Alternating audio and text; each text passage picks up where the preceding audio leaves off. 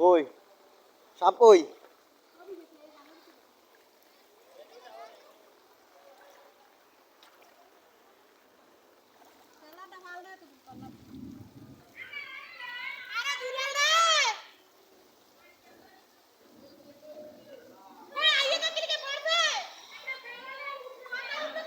এই দেখেন আমাদের ফেনীর অবস্থা দেখেন ভাই, আমরা অনেক কষ্টের ভিতরে আছি।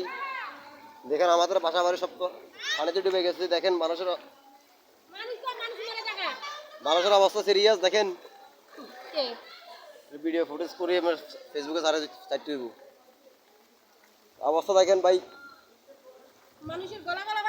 আমরা অনেক কষ্টের ভিতরে আছে ভাই। দেখেন আমরা মানে ওইদিকে যাইতে পারতেছি না, ওইদিকে যাইতে পারতেছি না। দেখেন অবস্থা।